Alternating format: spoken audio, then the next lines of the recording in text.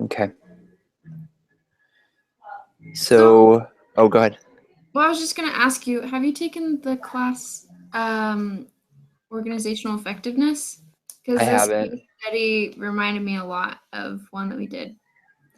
No, I haven't taken that class Okay. before.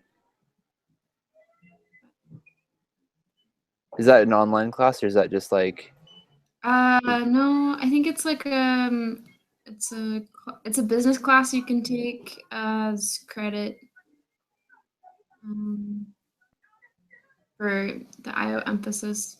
was it a good one? Yeah, it was a good one. I'll have to maybe look into that. I don't know what I kind of have an outline of like certain electives I can take, but I don't know what I'm going to take for sure. So, anyways, let's see what the first question is here. So it says part one, who to hire. So it says, so imagine that you are bankers at Super Saturday, um, and then which two candidates from the four that we discussed in the deal would you choose to hire? And Yeah, then just kind of justify like who you would hire on, and then we'll go through as a team and we'll discuss like each of the individuals. okay. Um, it says, let me read this really quick.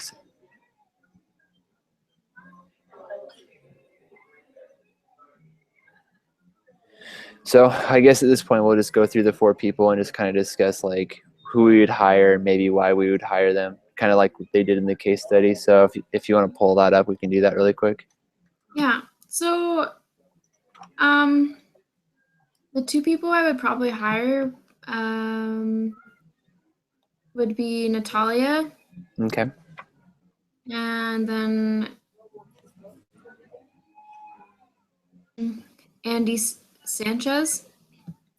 So Remind me who that one was. he was the one who had the business Okay, that's what I um, thought. and the big. I mean, he seemed very fitting. Besides the fact that he had a low GPA, and he Uh-huh. kind of explained that by saying a lot of his time was spent towards the business, and so he didn't have a lot of time studying. Mm-hmm. But also, it said that his GMAT scores and his SAT scores were super good, which, Totally. we're learning in our class. Those are predictors of how you're going to do in college. Yeah. So I feel like, I don't know. I feel like his GPA shouldn't matter all that much if his SAT scores are that good. You know what I'm Mm-hmm. saying? Totally. Well, And and as far as, oh, go ahead. I was just going to say, as far as Natalia, um, obviously her English could be a problem, but I think she can always get better with time, and they could always, if it's really that bad, they could have her take a class. Mm-hmm. But the fact that she is so um, skilled at what she knows how to do, I feel like it would be a really good asset for them. And also advantage that she can speak so many different languages. Totally. No, I would So agree 100%. So, as far as the candidates that I would choose, um, I kind of am on the same page as you. I thought that the one dude, it's kind of like the proof is in the pudding. Like he already, I can't remember how much they pulled uh, in like how much they made. It said they made $2 million in revenue. I think that was 400,000 in profits. And so it was interesting because it's like, why would you need any more than that? Like he obviously works hard. He obviously is like self-driven, and it shows, like you said, in like his scores that he's completely capable of doing the other things. So I think that the GPA, like I just don't think that's even you a talking about good. Andy? Yeah, I think that Andy is on a point. And like I said, like it's mainly just because he's already been successful. Yeah. Like so many people, like when you go to the interviews, you give stories that illustrate, like we talked about in IO, about where have you been successful, what did you do, and this is like one of those perfect examples. He's like, well, this is proof that I did these things, and it's promising that I'll be able to do those in the future for you guys. Hmm. So I thought that was a good candidate. And then ironically, I thought Natalia was going to be on point too, because we'd also talked about in IO about how sometimes people that are extremely competent, if they kind of use, I don't know, have you ever watched a conference talk and like their conference talks are that much more engaging because they don't speak perfect English? Do you know what I'm talking about? It's like they're like they have like the authority because of their position and stuff like that, but the fact that they can't speak like the language perfectly almost makes it that much more like, oh, I really want to listen to what this person's saying. Yeah. So I don't know. I think that they're two really strong candidates as well. I don't know. I mean, obviously my concerns still with the two that I would choose is like with Natalia. I don't think she'd have a problem with the language, but maybe more so the culture. Fair And enough. I know that can be kind of a big deal. And with Andy, even though he's really capable and he's really smart, I don't know as far as being able to transfer from like, I mean, they did say that they wanted someone who was very entrepreneurial and independent, but being able to transfer those skills to what is this, like a banking analyst? I feel like those are quite different jobs. Fair enough. So I don't know. I think he could do it, but it would be a lot of work. Yeah, I think it's kind of like the whole grit versus talent argument. Like the dude obviously has really good work ethic. It just depends on if you could get him trained up quickly and focus on what you want him to focus on. Totally. At least that's kind of what I took from it. So, but yeah, two really strong candidates. And ironically, even the third guy, it's kind of a toss-up because I thought the one dude with the family was a really strong candidate. I feel like he had like a lot of good things going for him. And one of the main concerns that was on the hiring aspect was the fact that he was too mature. And Yeah. I was like, I don't know, I thought that was kind of a silly thing because, You I know, mean, I don't know. it does seem really silly, but so my brother's in the financial industry and he works in New York, and I can really relate to what they're saying because the first few years of my brother living up there, he Hmm. literally worked like a dog. Like we didn't see him ever. And when he Hmm. did come home, he was still working. Like he was still on call. He'd be like, "Oh, sorry, I gotta go work on this project," and he'd be in his room. You know? Hmm. So I can understand them not wanting to give the first years like a break because, I mean, this person that they're gonna hire that has a family can't be the exception. And like, while that's really sad, that's kind of the lifestyle of the The grunt. that's the business. That's like the business. When you Totally. first work in Wall Street, obviously it's gonna be super. You're not gonna have a life, basically. Totally. Yeah, no, I would agree 100%. Well, and the cool thing is like uh, that they're being mindful of not giving somebody special treatment. Right. So, but like you said, it is kind of sucky because I don't know, it would suck to be doing the right thing, and it's kind of one of those the Lord cut you down moments, where Mhm. he's been doing the right thing. He's got a family, probably trying to support his family, and because of that, ironically he gets put out of the running. But Well, and anyways, I mean, I feel like eventually it would be in his best interest. Like, fair enough. you might want to think about doing something different. No, I would agree. Well, and the thing is I don't know, I don't know if you've had Professor Clough, but in the graduate program, they told people very directly, they're like, there's a good chance that if you're married that you're either going to be divorced or you're going to drop out of this program. Like point blank, that was like the first thing they said when they showed up to graduate school. Yeah. What And did he say? well, he was the only one that ended up not getting divorced or dropping out, like Mm. one out of all the people. So he was like the only exception. And so it's true, like especially very rigorous programs and like jobs, like they take everything that you have, Yeah. like just everything. So anyways, well, cool, we'll move on, kind of figure out what the next little bit. I guess like what other information would be useful to like helping us make a decision about these candidates, like what would you want to know about them, I guess, in addition to what they provided in the stuff? I'm looking at what they provided. Me, I don't know about you, but I'm just big on like work experience. Like, what have you done in the past that proves that you're capable of doing something in the future? Yeah. And so I just want to know a lot about who they are and what they've been able to accomplish up until that point in their life.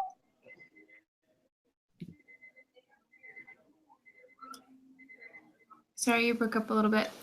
I don't know. I think especially with, like you said, relevant work experience, somehow showing adaptability, because it seems like they only have the ones that they're considering have really relevant experience in the job.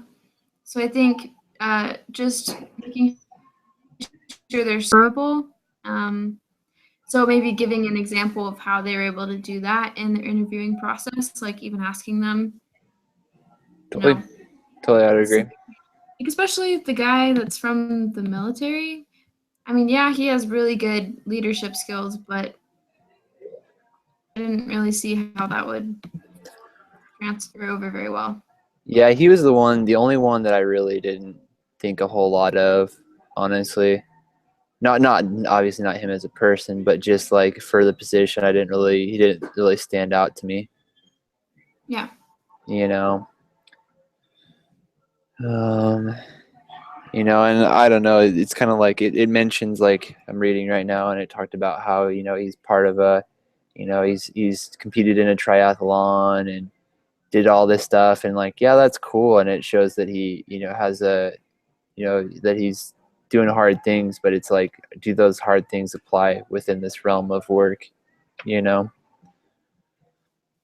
so, but yeah, I think that the getting there, like, there are real experiences, that contribute to, like you said, kind of what, like specifically to this position would be smart. Maybe something else would be why they're interested in the company. I didn't really go into that very much.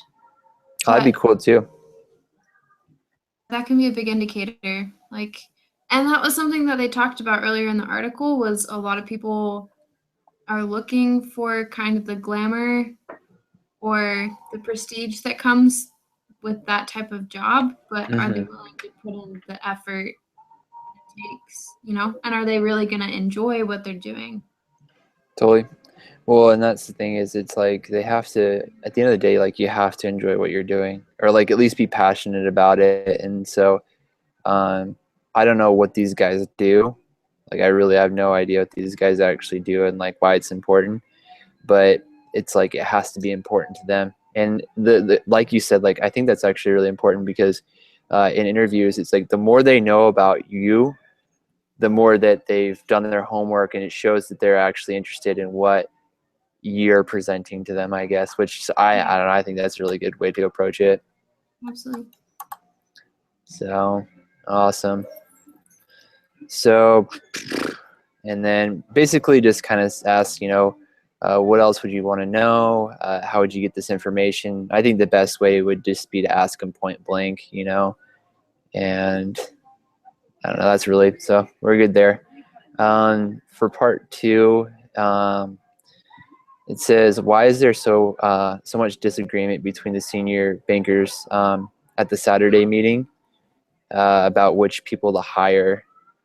And then these are just kind of follow-up questions that you can think about. But it says, is it partly because of the interview process? Is it partly because the types of the interviews?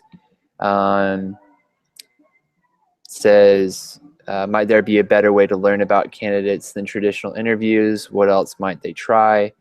Answers may include the following. So let's start with the first couple, but like, what do you think about the hiring and interview process? Do you like it? Do you agree with it? Do you think it could be changed?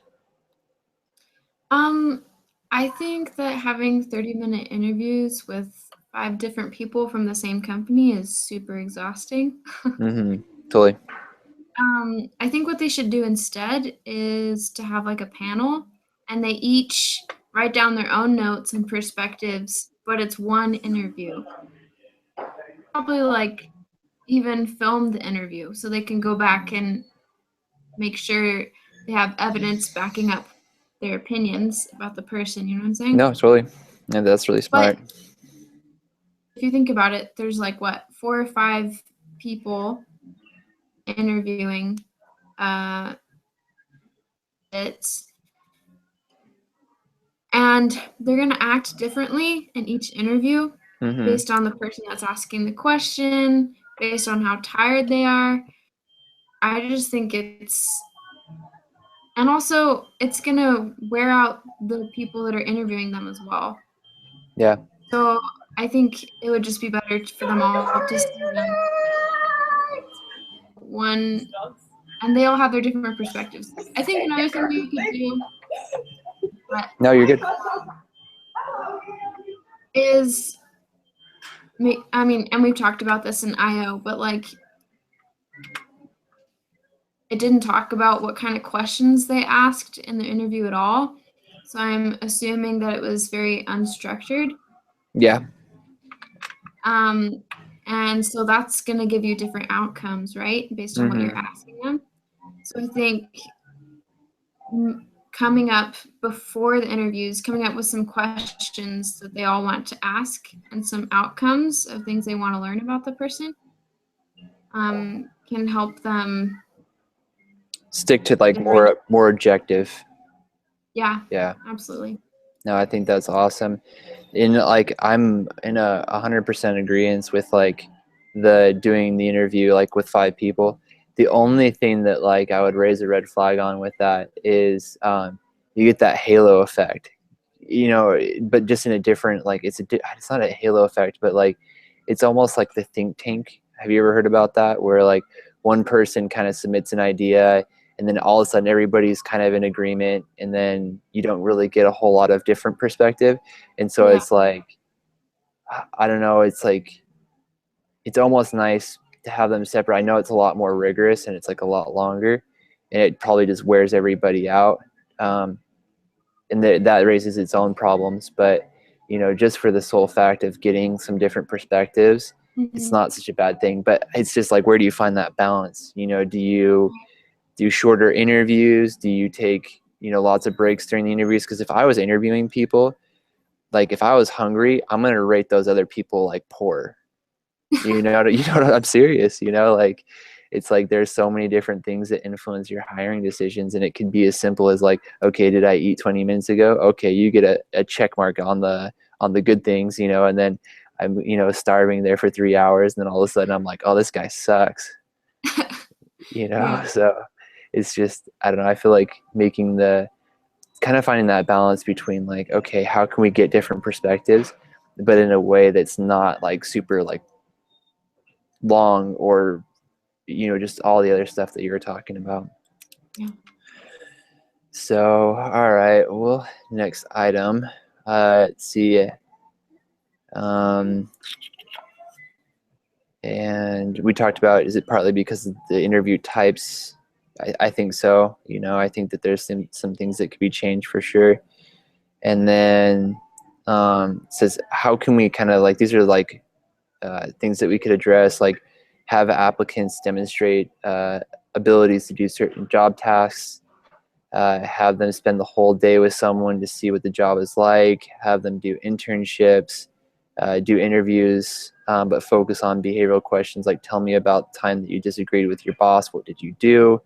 So I think that these are all kind of things that we've addressed, but do you have any, I guess, any thoughts in relation to this stuff, like how we can make the interviews better? Yeah. Well, I like the idea of kind of shadowing someone for a day. Mm-hmm. I think that's good not only for the recruiters but also for the candidates. Like, are they really Yeah. you know? So I'm always a fan of that. I think also something else I thought of was you know how we talked about in IO, like what do they call them? Oh, the agents of change, is that what? Oh wait, no, that's not probably in relation to this stuff. What am I thinking of? So like how you tally certain behaviors. Oh, I know, it's like the specific I scale don't know. that they use for like, I know what you're talking about. Yeah, it's like they have like the list of things, and then it's got like a different boxes for each one. Yeah. So Okay. my thought was like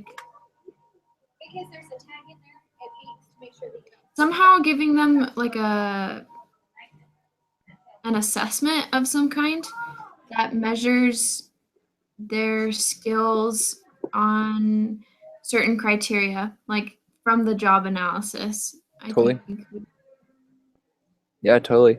Well, and that's the thing is like, I think that the way to, and this is like, I don't know, just kind of based off what we learned so far, but it's finding that balance between like, how can we get systematic without turning this into like a mechanic process? Like Absolutely.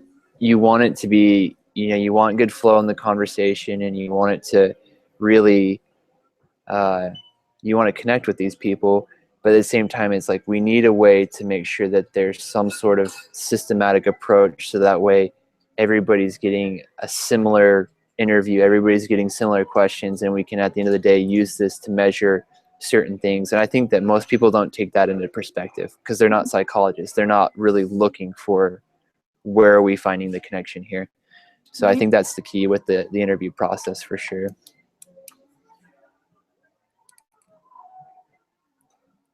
Trying to see if there's what's next. By the way, I apologize. I'm a little bit tired right now. Well, I didn't you say you've been presenting since like 9? Yeah, we woke up really early. I do these presentations, and we do 3 of them a day. And my portion of the presentation is only about 45 minutes long. But we sat at this school for like 6 hours today and did these presentations, so I'm a little wiped out. No, you're good. So I guess, are you good on interview process? Do you have any other thoughts? No, I'm good. Okay. So part 3 says deciding which business schools to recruit at was a controversial topic, and it says why was the choice of which schools to recruit so important to the company, SG Cohen? So if And I remember right, they hired from not only the top 10, but it was like the top 25, mm-hmm. right? And it was the best students within those schools, right? Yeah. Yep. Um, well, obviously I guess I'm a fan that they kind of extended that opportunity to the top 25 schools. Um, I think I if don't know. like, I think it's important because it like impacts a lot. Obviously, like the best candidates you would think would come from the top school, but like you said, I think that um, I think there's a lot of benefits to kind of branching out, because then you don't get boxed into like one. I mean, it's just like Brother Dalton always talks about, like, get different perspectives, get a bigger picture of things. And I think that if you only box yourself into 10 schools, you're limiting yourself to like what you can tap into. But in addition to that, I think the people, like you said, are grateful that they're included in this hiring process. And so the people that are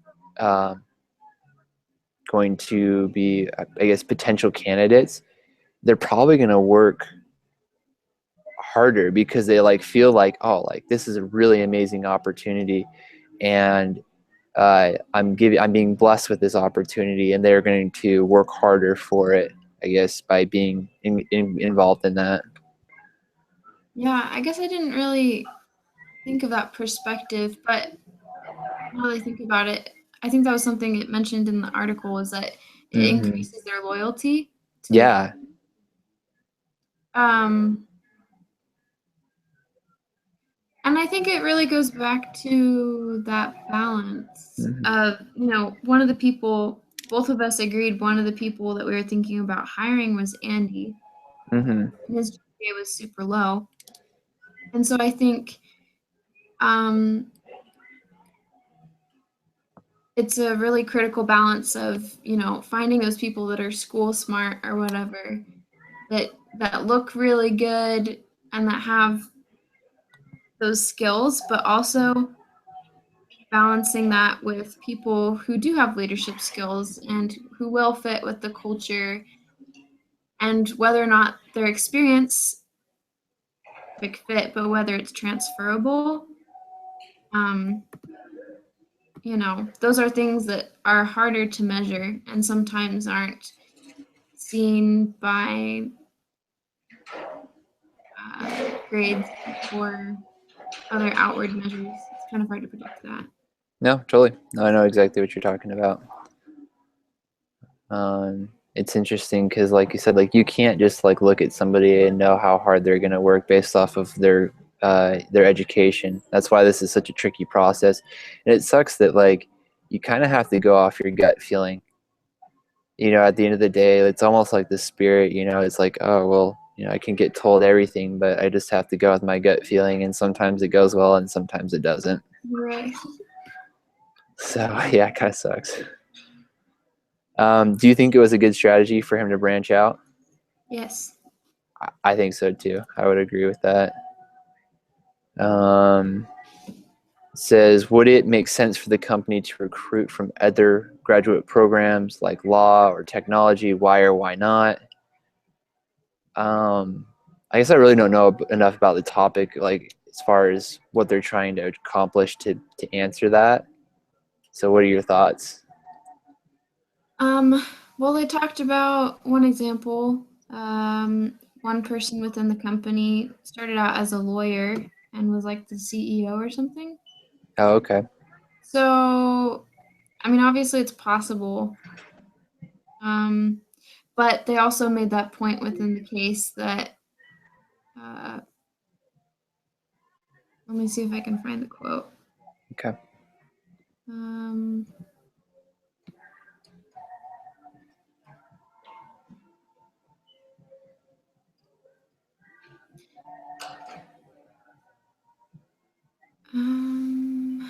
that's not it.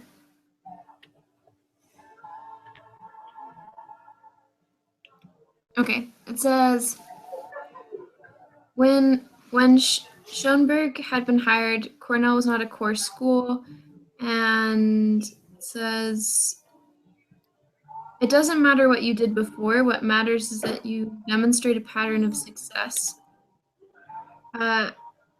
But he also says that candidates should be realistic about their fit, as he himself was. He says, I couldn't outmodel a former Morgan Stanley analyst. He said, people need to be fast learners because Wall Street doesn't have the patience to allow for someone to develop slowly. So I think it could go either way. I have another thought. Can you repeat the question one more time? Yeah, let me pull it up really quick. So it says, would it just make sense for other graduate programs to be involved in the process, like law or technology, and then just kind of why or why not? Well, so I think that it would definitely increase their diversity, which is something that we've talked about is important in the past. And I think it might not be a super bad idea, just because they are hiring, the position that they're hiring for is kind of like the very beginning. So they would have a learning curve, and everyone, like when you go from school to your job, it's always going to be different. So I feel like, but I think that in hiring from other sections, they need to be more careful and more picky about what they're looking for, just to make sure that they're a good fit. On that. Those are perfect. I think that's spot on. Yeah, because I mean, like you said, I'm glad that you brought that example up because I'd forgotten about that. But it's obvious that it can be done, and um, it sounds like, ooh, I'm losing battery. I've got like 17%.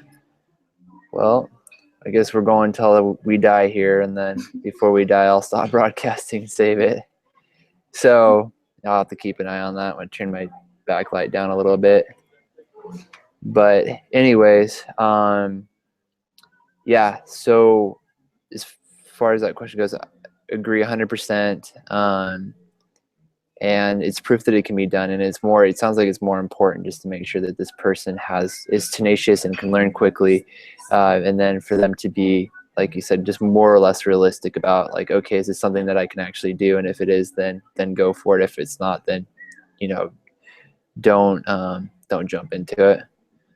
Yeah. So cool. And then assuming that like the market, you know how like when they are doing this, it's because the market was poor.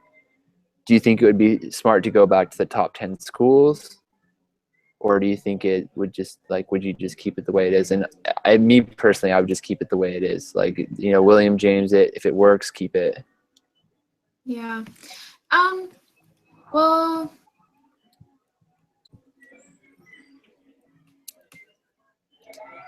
I don't know. I think you still need a pretty big pool of people to choose from in the hiring process.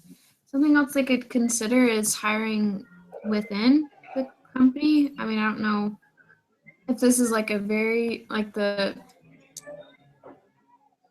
very beginnings, like this is a startup from the company. Mm-hmm. But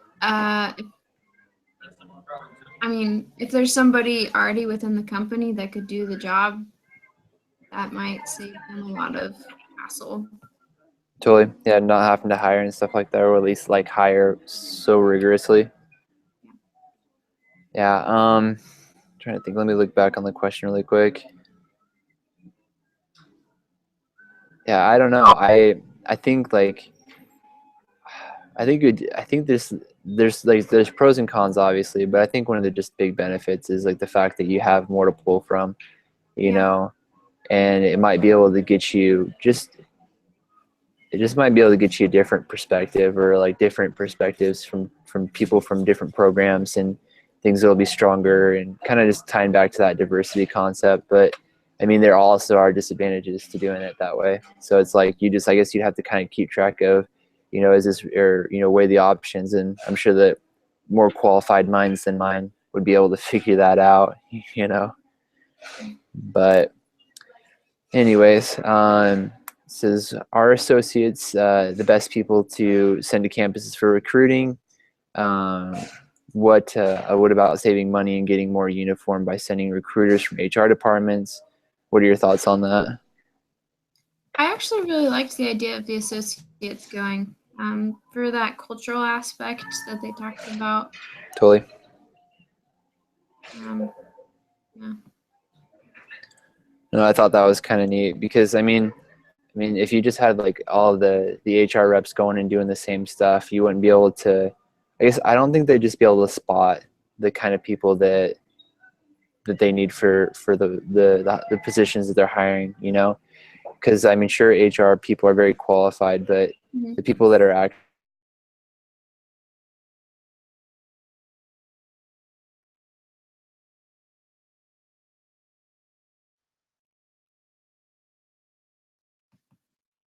Hello.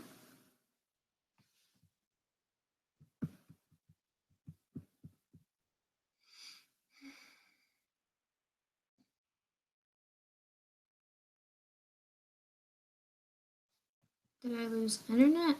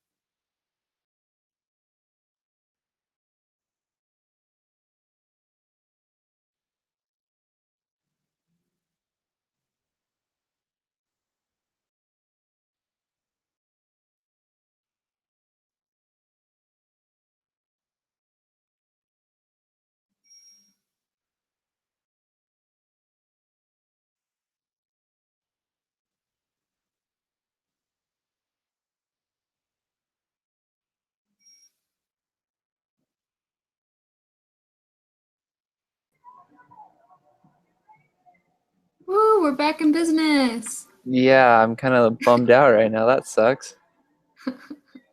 What happened? I think the Wi-Fi here just kind of kicked out. I don't know. I hope that this actually saves. I don't know. We'll see. Um, I know for me, sometimes when I was making the video when we had to introduce ourselves, even though the Wi-Fi kicked out, it still, kept it. yeah, because I mean, it still kept live even when you were gone. Okay. Well, hopefully when I So, push stop broadcasting, it'll save everything. We'll see. So, anyways, well, cool. Well, I guess we'll just continue forward here, and then I guess worst case scenario, maybe we can just email her and just say that we had some technical difficulties. yeah, sounds good to me. So, anyways, so it says, what are the objectives for Super Saturday? And then it says, do any of these objectives conflict with one another? So let's go to the Super Saturday paragraph. So they have like the cocktail party on Friday. They have the interviewing process, and then kind of deciding who would move on to round two during lunch. That was Yeah. my understanding. Yeah, no, and kind of thinking on that, like the only thing that like I think that raised a red flag for me in regards to the hiring process was the fact that they are really wanting to get in and out, which I can imagine after a ton of hiring and interviewing and stuff, like you want it to be a quick process, but it's like, I don't know, if you go into it, thinking, okay, this needs to be a really fast, quick thing, you're gonna maybe miss out on some opportunities to gain some good people. But other than that, I don't know. I don't see any huge conflicts. Well, okay, never mind. I just thought of one.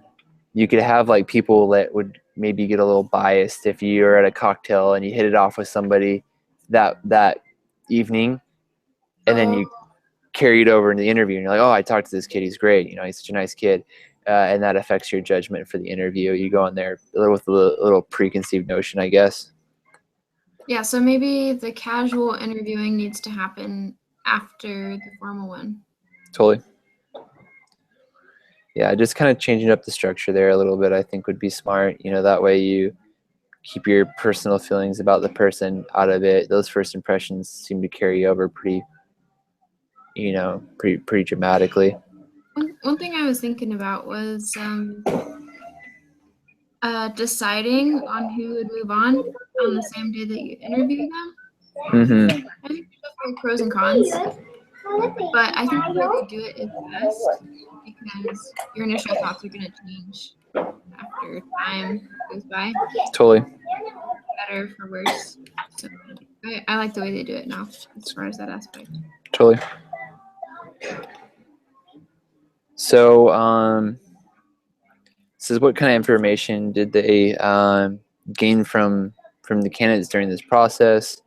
Do you think there would have been a better structure to the on-campus interviewing and recruiting? And then what are the pros and cons to the Super Saturday approach? I don't know. It seems kind of like a redundant question. Like we've already kind of gone over that. But